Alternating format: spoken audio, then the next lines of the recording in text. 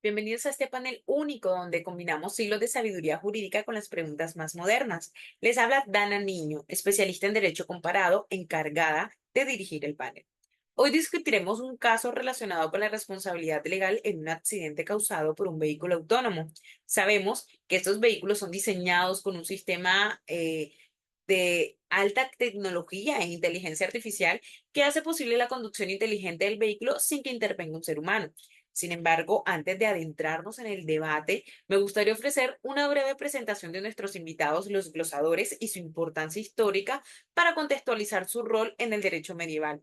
Los glosadores fueron juristas del siglo XII y XIII que redescubrieron y revitalizaron el derecho romano, específicamente el Corpus Iuris Civilis, compilado por el emperador Justiniano.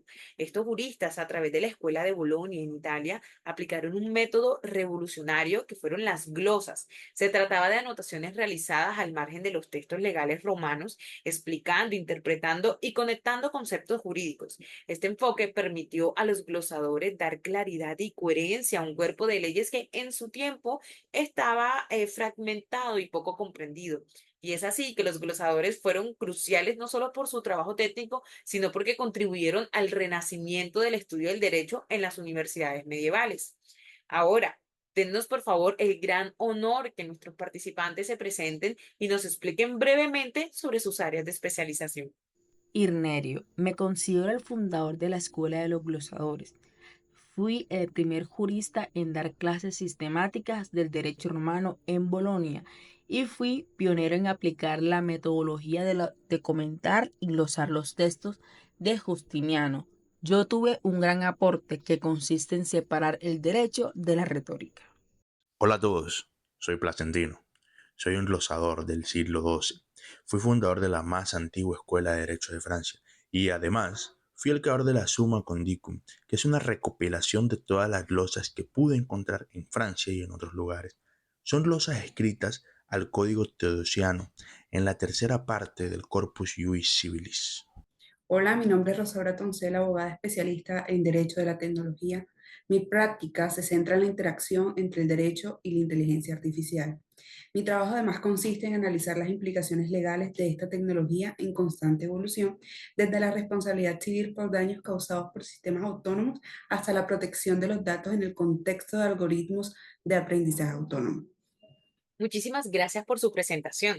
Ahora, como mencioné en un inicio, nuestro caso de estudio aborda la responsabilidad civil derivada de un vehículo autónomo que ante una situación de emergencia causa daño a una persona. Irnerio, por favor, desde el enfoque del derecho romano que interpretaste en tus glosas, ¿cómo abordarías este caso? En el derecho romano, uno de los principios claves que identificamos en el Corpus Juris Civilis es la acción de mi injuria. Esta disposición se refiere a la obligación de reparar el daño causado injustamente a otra persona. En el caso que se nos presenta, donde un vehículo autónomo tomó la decisión que se resulta en un daño, el derecho romano no nos plantea interrogantes cruciales. ¿Quién es la responsable? Si seguimos el principio general del derecho romano, quien causa un daño a otro debe repararlo.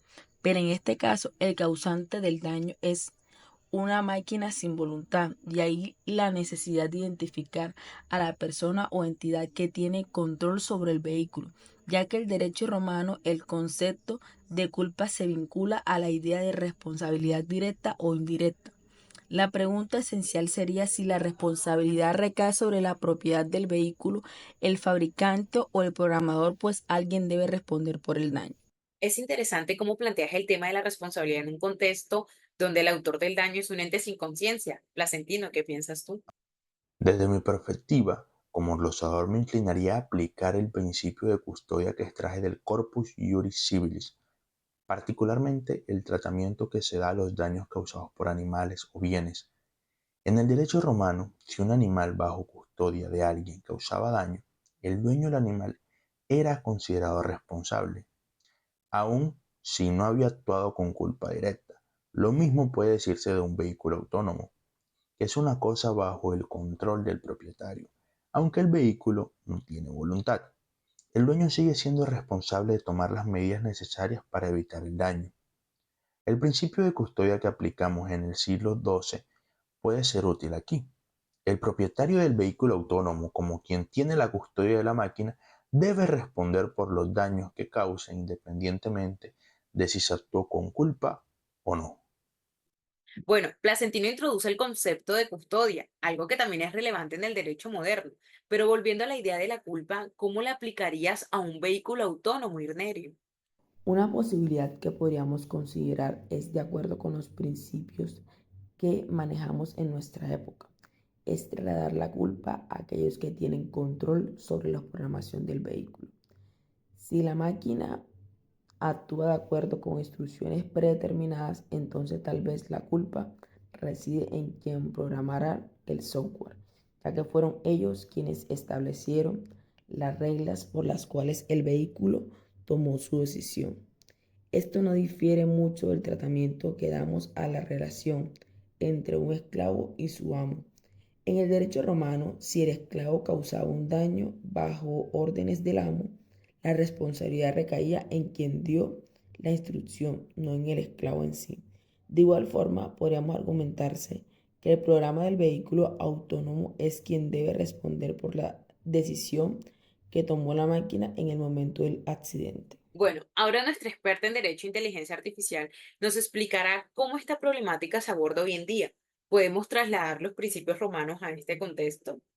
Bueno, es fascinante cómo los conceptos de custodia y culpa, pues interpretados por los glosadores medievales a partir del Corpus Juris Civilis, encuentran un eco en los debates jurídicos actuales. Sin embargo, pues los vehículos autónomos plantean un reto completamente nuevo. En el derecho contemporáneo, pues la cuestión de la responsabilidad es más compleja debido a la naturaleza autónoma y en cierto modo imprescindible de estos sistemas. Hoy en día se discute si la culpa debe recaer en el diseño del sistema, en el fabricante del vehículo o incluso pues en el usuario final.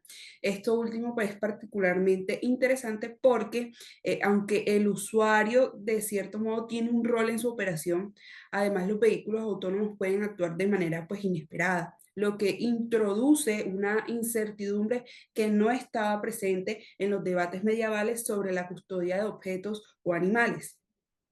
Entonces, ¿ves alguna similitud entre los enfoques medievales y los actuales?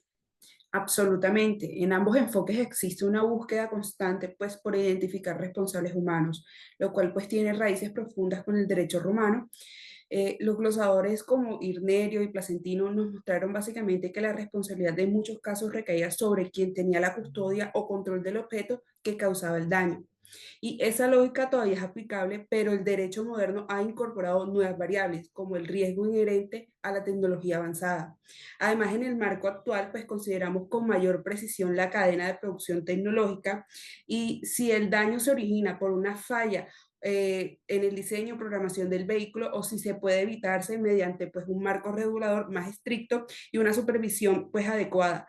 Así, aunque el concepto de custodia sigue siendo pues relevante, debemos adaptarlo a los riesgos específicos que plantean tecnologías como los vehículos autónomos. Placentino, ¿cómo se manejaba en tu tiempo la compensación por daños y la responsabilidad en casos tan complejos como En este? el derecho romano, la reparación del daño era un principio basado en la aequitas, es decir, la equidad. Esto significa que se debía compensar a la víctima, garantizando que se restablezca una situación justa. Si el propietario de un bien, en este caso un vehículo autónomo, no había tomado las precauciones necesarias para evitar el accidente, ese propietario era responsable de compensar a la víctima. Sin embargo, el derecho romano también era flexible en situaciones donde la responsabilidad no era tan clara. Podríamos argumentar que si el accidente fue causado por un defecto del vehículo, en este caso por una falla en el software o hardware diseñado por el fabricante, sería injusto culpar al propietario, dado que él no tuvo control sobre ese error. Por favor, Rosaura, ¿nos podrías explicar cómo se determina hoy la responsabilidad en accidentes causados por inteligencia artificial?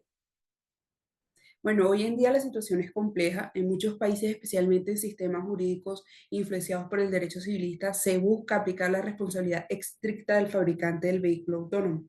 Bajo esta doctrina, no importa si el propietario del vehículo cometió un error o pues no tuvo ninguna culpa en el accidente. La responsabilidad recae directamente en quienes diseñaron o vendieron el producto defectuoso. Esto se basa básicamente en la idea de que el riesgo inherente a la tecnología avanzada, como los sistemas de inteligencia artificial, deben ser asumidos por quienes tienen el control sobre la creación y comercialización. La lógica detrás de esta normativa es proteger a los consumidores y a terceros también de los riesgos imprevistos que las tecnologías autónomas pueden generar.